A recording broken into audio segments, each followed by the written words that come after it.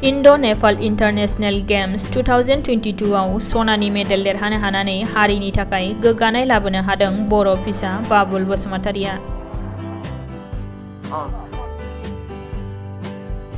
बिश्वनाथ जिल्लानि गफुर हालामनि सिङाव थानाय 2 नं आनन्दपुर गामिनि कान्त बसुमतारी आरो फाउदुर बसुमतारीनि फिसाज्ला बाबुल बसुमतारीया गावनि गोब्राब नाजानाय आरो गोख्रों गेलेनायनि गेजेरजों सनानि मेडेलखौ आवग्रिनो हादों।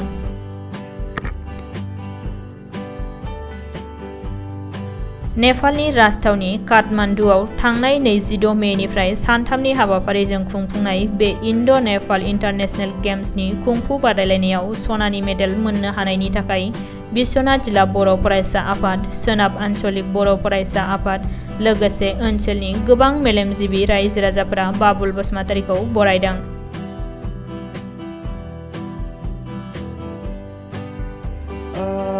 खुलुमबाय। आंनि नामा जाबाय बाबुल बसुमतारी, आइनि नामा जाबाय फाउदुर बसुमतारी, बाबानि नामा जाबाय कान्त बसुमतारी, गामिनि नामा 2 नं आनन्दपुर।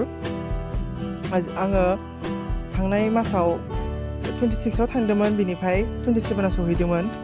28, 29, 30 आव खेल जादोंमोन जोंनिया। ओमफ्राय जोङो हजोंनिफ्राय 31 आव जोंनि आसामाव बर्डाराव सफैदों। बेनिफ्राय 1 थारिखआव जोङो हजोंनिफ्राय सफैनानै जोङो गुवाहाटि सफैदों।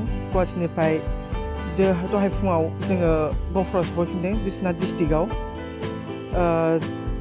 मास्टारा जेनेखि जोंखौ प्रेक्टिस खालामनो फोरोंदों, बिदिनो सोलोंनानै जोङो थांदों नेपालाव। नेपाल काठमान्डुआव जादोंमोन खेला, नाथाय बेयाव 4 डिस्ट्रिक्टनि फैदों। माने बेलेग गेलेनाय कच दंमोन। बेयाव आं गेलेनाया कुंफुआव गेलेदों आरो आंनि अजना 75 आव गेलेदों आरो आङो 2 खेल गेलेदों कुंफुखौनो, माने बेलेग कान्ट्रिनिजों नेपाल ओमफ्राय बांलादेशनिजों गेलेदोंमोन। शिलं, इन्डिया दंमोन आरो ओमफ्राय बेयाव खेबनै गेलेदों आरो बेयाव खेबनैयाव आङो खेबनैखौबो देरहादों। बेयाव गल्ड मेडेल मोननो हादों आङो। दासिम 4 मेडेल जाबाय, खेबनै गुवाहाटियाव ओमफ्राय खेबनै नेपालाव गेलेनाय जादों आङो। जोंनो सरकारा जेबो होआखै, जेबो सुबिदाबो होआखै जोंखौ। आइया जेनेखि हाजिरा मावनानै खस्थ' मावनानै बाबाजों आइजों आंखौ थिनहरदों। बिदिनो फैसायालाय बुहुद बुरजा नांगौ थांनायाव, बिदिनो मालाबा 50,000, मालाबा बिदिनो 25,000 नांगौ जायो। ओमफ्राय आरो पकेटनि ओरै थायो, दाहार लानानै हरो आइमोना, बाबामोना। बेनिफ्राय सानो आङो मालाबा मानो गेलेफ्लांखो आङो सानो, होनबाबो गोसोआ मानिया गेलेयाबाबो। जेनेबा सारा प्रेक्टिस खालामो, बिदिनो सारि न'आव प्रेक्टिस खालामो आङो। जेनेबा सारा प्रेक्टिस खालामनो फोरोङो जोंखौ, होमबाना जों गोसो होनानै प्रेक्टिस खालामो। बेनिफ्राय थांनि सिगां जोंखौ गावजों गाव बुलायनानै सोर देरहायो बेखौ सोलाङो नालाय, सारा सेलेक्सन खालामो। बेयाव आं सेलेक्सन जादोंमोन। बेनिफ्राय दा बे मासनि 15 थारिखआव नेपालाव थांफिननांगौ गेलेनो। अल इन्डिया अलिम्पिक खेल दङ, बेयाव सारजों आंजों थांगोन। सारा आंखौ जेनेबा प्रेक्टिस खालामफिनगोन। बिदिनो मास्टारा प्रेक्टिस खालामनाय मास्टारनि नाम खालामगोन आरो बिमा बिफानि, बेनिफ्राय गामिनि नाम खालामगोन आङो। जोंनि आसामनिखौ नामखौ मोजां रेसन खालामबाय थागोन आरो। लाइमोन सेंग्रा सिख्लाफोरखौ एबारनिफ्राय नैबे बरफुख्रि फिल्डआव फोरोंनो नागिरदों आङो। माने गामिनि बिथोर थायोना, बिसोरो ओंखारबोनो रोङा, माने इसोरखौ जौगासो होनानै आङो गिदिर गोलाव खालामहोनो नागिरदों इसोरखौ। माने गामिनि बिमा बिफानि नामफोरखौ ओरैनो नाम खालामनो नागिरदों। जोंनि दा लाइमोन सेंग्रा सिख्लाफोरा ओरैनो बेखारावसो थायो। सेंग्राफोरा लामा बिदिनो गेम गेलेनानै सिग्रेट सोबनानै थायो, बेखौ नुयो आङो। थांनायाव बिदिनो जानला मोनला थायो, बेरायना बायो, ओरैनो लेखा फरायावबो फरायो, नाथाय होमबाबो बिसोरो गेलेनायखौबो स्पर्ट्सनि थाखाय गोसोआव होनांगौ। साख्रिनि बिमा बिफानि सिमांफोरखौ जाफुंहोनो साननांगौ बिसोरबो। बिमा बिफाया ओरैनो खस्थ' मावो, जोंखौ नाजायो बिमा बिफाया सिमां थायो थांखि साख्रि मावगोन सरकारनि जागोन होननानै सिमां थायो जोंखौ मास्टारफोराबो आसा खालामो दे स्कुलाव जोंखौ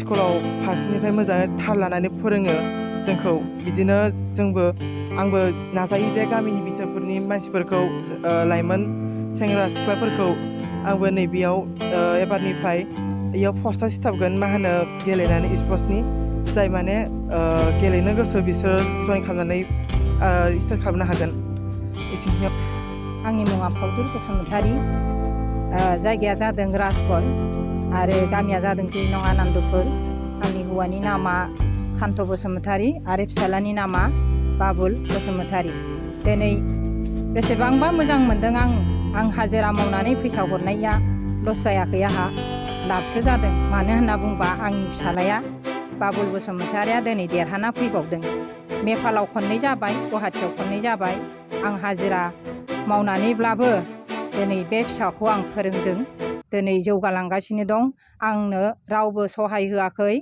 आंनो दिनैसिम आंखौ रावबो नायसनाखै दिनै आं बिराद खस्थ'आव दुखु जारलायाव दङ आरो बेफोरबायदि बे फिसानो नांगौखौ आं होनो हागोन ना हाया बेखौ आङो अननानै सोरबा आंनो अननानैबाबो दया धर्म दङब्ला थाइसे थाइनैबाबो मदद हो बे फिसानि नामाव आं दिनै बिनो थाङा नोंसिनाव दिनै आं गोरिब मानसि दिनै दुखु खस्थ'यैनो आङो सोलिनानै जागासिनो दङ हाजिरा मावनानैब्लाबो बेखायनो फरायसुला फरायसुलि गथ'फोरखौ अननांगौआ सरखारनि बासायनांगौआ सरखारनि दैदेनलांनांगौआ सरखारनि बेखायनो नोंसोरनि अननायाव सोलिलांनो हायो खोमा आं आरोबाव आरो आं बिनिफ्राय देरसिनाव देरसिन थाङोबाथ' आं हागोन ना हाया बेखौनो आं सिन्था खालामो आरो इसोर आफा बोराइ बाथौनि अननायाव बे फिसा बाबुला मोजाङै मोजां सोलिलांबाय थानो हाथों जै आफा बोराइ আন্তৰিক শুভেচ্ছা জনাওঁ যে এই নিউজটো কৰিবলৈ ইমান দূৰৰ পৰা আহিছে ইমান কষ্ট কৰি আহিছে ইমান ৰ'দত বৰষুণ দি আছে তে মই ইয়াৰ নিউজৰ জৰিয়তে তাৰমানে কিছুমান কথা ক'বলৈ বিচাৰোঁ আমি বহুত কষ্ট কৰি এই যোনজন ল'ৰা বাবুল বসুমতাৰী মোৰ তাত শিকে মই মান্থলি ফিজ পৰ্যন্ত নলওঁ ঘৰত মানে চিষ্টেমটো দেখা পাইছোঁ আৰু ঘৰতো আহিছোঁ আমি ভাবোঁ যে এই নিউজটো পোৱাৰ পিছত চৰকাৰে হওক বা সংগঠনেই হওক যদি এই ল'ৰাটো বহুত আগ্ৰহ আছে এই আগ্ৰহখিনি পূৰা কৰিব হ'লে ৰাইজৰো মত এটা হ'ব লাগে আৰু ৰাইজৰো ধৰকচোন কি সা সুবিধা যদি ৰাইজে নিদিয়ে সি আগবাঢ়ি যাব নোৱাৰে মা দেউতাই মাছ বেচে মা দেউতাই ব্ৰইলাৰ কাটি বেচে মাছ বেচি ব্ৰইলাৰ কাটি বেচি এজন ল'ৰাক ধৰক 50,000 60,000 30,000 40,000 দি ক'ৰবাত মানে বাহিৰত পঠাব হ'লে কিমান সমস্যা আহে সেইটো একমাত্ৰ কিন্তু মা দেউতাইহে গম পায় তে মই যে আজি 5-6 বছৰ হ'ল ৰানিং শিকোৱা ব্লেক বেল্ট কি হিচাপত দি আহিছোঁ ব্লেক বেল্ট তেখেত ব্লেক বেল্ট পোৱা ব্লেক বেল্ট কি হিচাপত দিছোঁ একমাত্ৰ মই জানো ওপৰৱালা জানে আৰু মা দেউতা সাক্ষী জানে দেই তে গুৱাহাটীৰ পৰা ল'ৰা বহুত আছে আমি বনাব পাৰিলে বহুত ল'ৰাক বনাব পাৰোঁ কিন্তু আমি এনেকা ল'ৰা কিছুমানক বনাব বিচাৰোঁ যাৰ হবি আছে এই খেলৰ পক্ষে ধৰকচোন এটা সন্মান আছে মান আছে তে এই বাবুল বসুমতাৰীক পাইছিলোঁ মই আজি প্ৰায় 5 বছৰ আগত এতিয়া ক্লাছ 7ত পঢ়ি আছিল এতিয়া হাই ছেকেণ্ডেৰী দিলে ফাইনেল তে কষ্টই মষ্টই গৈ আছে কৰি আছে কিন্তু এইটোই মোৰ তাৰমানে বিশেষকৈ আপত্তি আমাৰ চৰকাৰৰ ওপৰত চৰকাৰে বহুত ধৰণৰ আঁচনি দিছে বহুত ধৰণৰ মানে ধৰকচোন মানুহক সহায় কৰিছে স্পৰ্টছটো তেখেতসকলে বিৰাট আগবঢ়াই নিবলৈ তেখেতে আশা দিছে কিন্তু আমাৰ আজি নন গভৰ্ণমেণ্ট আৰু কোনো স্পৰ্টছ কিন্তু নন গভৰ্ণমেণ্ট নোহোৱাকৈ গভৰ্ণমেণ্ট হোৱা নাই কিন্তু আমিয়ে কৰিছোঁ এইবিলাক আজি সেইখিনি ক'বলৈ নাযাওঁ আমাৰ এই দুখীয়া শ্ৰেণীৰ কিছুমান ল'ৰাক যদি অলপ কিবা আৰ্থিক সহায় কৰি আগবঢ়াই দিয়ে তেনেহ'লে মই নিজকে ভাবোঁ যে খুব ভাল ৰিজাল্ট কৰিব আৰু আমাৰ ভাৰতে খুব ভাল প্লেয়াৰ পাব তে বিশেষকৈ আৰু একো নকওঁ আমি নিজে কষ্ট কৰি যাওঁ যিহেতু তেনেকৈ কষ্টৰ বিনিময় কথাবিলাক ক'লোঁ আৰু আপোনালোকৰ সহযোগিতা আৰু আপোনালোকৰ দ্বাৰাই আমি এইটোৱেই কওঁ যে আপোনালোকে অলপ কষ্ট কৰিব আপোনালোকে অলপ চেষ্টা কৰিব যাতে এই ল'ৰাটো আৰু আগবাঢ়ি যাবলৈ যাতে সক্ষম হয়